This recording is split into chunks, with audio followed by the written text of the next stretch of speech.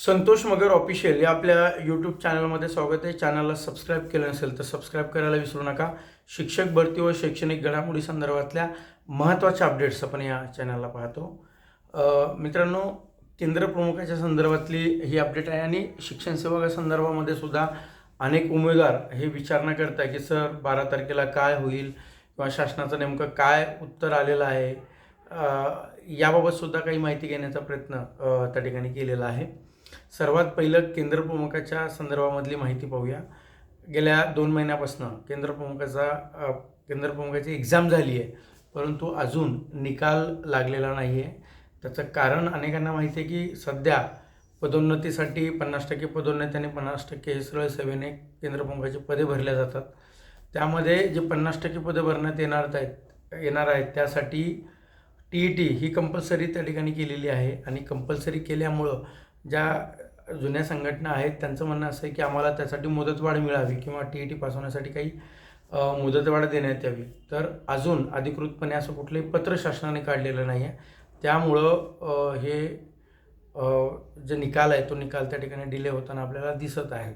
परंतु आज विधिमंडळामध्ये लाईव्हमध्ये बोलत असताना माननीय मंत्री महोदयांनी सांगितलं की पुढच्या 8 ते 10 दिवसामध्ये हा निकाल डिस्प्ले होईल. त्यामुळं पुढच्या 15 तारखेच्या आत हा निकाल डिस्प्ले होईल आणि रखडलेली केंद्र प्रमुखाची भरती ही पुढच्या महिन्यामध्ये त्या ठिकाणी पूर्ण होईल असंही माननीय मंत्री महोदयांनी सांगितले. त्यामुळं पुढच्या एप्रिलपर्यंत केंद्र प्रमुखाची पदे जे आहेत ती पूर्णपणे त्या ठिकाणी भरली जातील आणि रिझल्ट येत्या 15 दिवसामध्ये त्या ठिकाणी 15 तारखेपर्यंत लागण्याची शक्यता आहे. कारण विधिमंडळामध्ये स्वतः मंत्री महोदयाने आज तशी घोषणा केली आहे. दुसरा विषय शिक्षण सेवकाच्या संदर्भामधला. मित्रांनो, मागच्या वेळेस ज्यावेळेस मी व्हिडिओमध्ये सांगितलं होतं की शिक्षण सेवक कालावधी हा 1 वर्ष 11 महिन्याचा करणार असल्याचं शालेय शिक्षण विभागाचे जे प्रधान सचिव आहेत त्यांच्या PAने आपल्या शिक्षण सेवकांना सांगितलेलं होतं. कारण काही शिक्षण सेवक, मुंबईचे शिक्षण सेवक हे BMCचे प्रधान सचिवांची भेट घेण्यासाठी गेले. त्यावेळेस त्यांनी सांगितलं की आम्ही कमी करणार आहोत आणि त्यांच्या PAला भेटायला ज्यावेळेस सांगितलं तर PAने ही जी माहिती त्या उमेदवारांना दिलेली होती ती माहिती मी तुम्हाला त्या ठिकाणी सांगितली. परंतु वास्तविक 6 तारखेला ज्यावेळेस 26 तारखेला आपली हिअरिंग झाली कोर्टामध्ये त्यावेळेस त्यांनी कुठलंही ॲफिडेविट त्या ठिकाणी मांडलं नाही. त्यामुळं पुढची 12 तारीख आपल्याला वाढून त्या ठिकाणी दिलेली आहे. तर आता 12 तारखेला नेमकं काय होणार आहे याकडे सर्व शिक्षण सेवकाचं लक्ष लागलेलं आहे. आता सध्याची जी माहिती आपल्याला सांगायची झाली तर अजूनही प्रस्ताव हा शासनाकडे गेलेला नाही आहे. तसं त्या पद्धतीचा प्रस्ताव बनवलेला नाही आहे.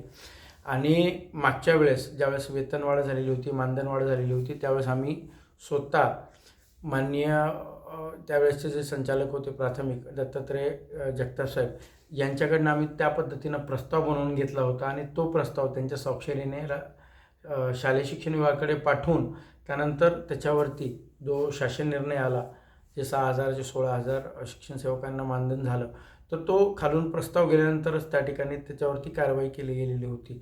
परंतु इथली परिस्थिती सध्याची वेगळी आहे.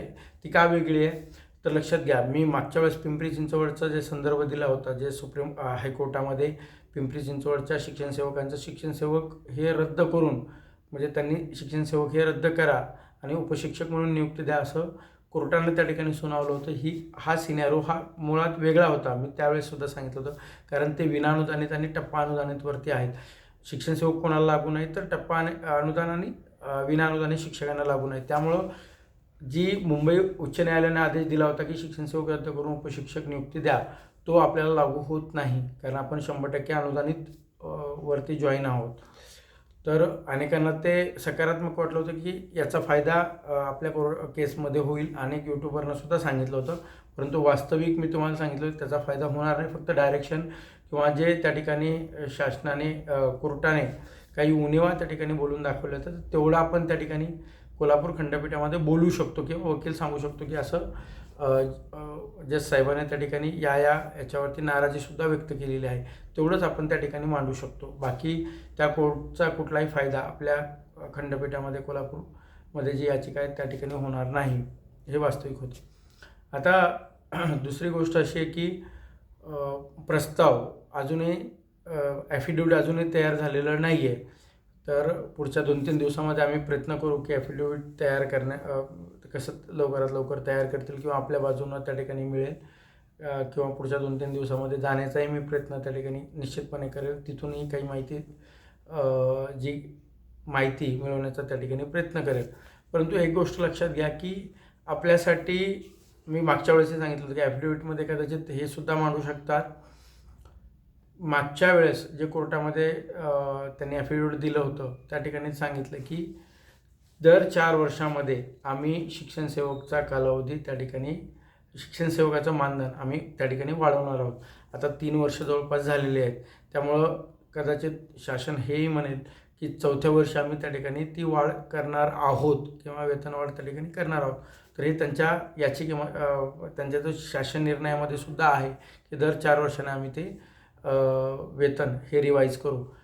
त्यामुळं हा फायदा आपल्याला होईल की नवीन उमेदवाराला होईल हे तरी सध्या सांगता येत नाही. पण एक निश्चित आहे की आपल्याला जरी झालं नाही तर नवीन उमेदवाराला त्या ठिकाणी निश्चितपणे तो फायदा होऊ शकतो.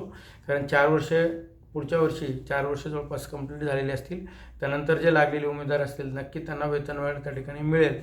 फक्त कोर्टामध्ये जर कोर्टाने आता काही सुनावणी दरम्यान काही पॉझिटिव्ह दिलं तर आपल्याला काहीतरी मिळू शकतो. परंतु शासनाची सध्या कुठलीही मानसिकता दिसत नाही. याबाबत अधिवेशन सुरू असताना आपली एक टीम जाऊन त्या ठिकाणी पाठपुरावा करणं गरजेचं होतं, पण एकही टीम त्या ठिकाणी गेलेली नाही. पण बघूया 2 दिवसामध्ये मी जेवढे प्रयत्न काय करता येतील तेवढे प्रयत्न करण्याचा आम्ही करूया आणि काही ना काहीतरी मिळवण्याचा त्या ठिकाणी सर्वांनी जर एकत्र आलं तर त्या ठिकाणी काही ना काहीतरी मिळू शकतं. फक्त सगळ्यांनी एकत्र येणं गरजेचं आहे एवढं त्या ठिकाणी सांगतो. आणि सोमवारपर्यंत काही ना काही पॉझिटिव्हली मंत्रालयातूनच तुम्हाला माहिती देण्याचा प्रयत्न निश्चितपणे करेल. चॅनलला सबस्क्राईब केलं नसेल तर सबस्क्राईब करायला विसरू नका. धन्यवाद.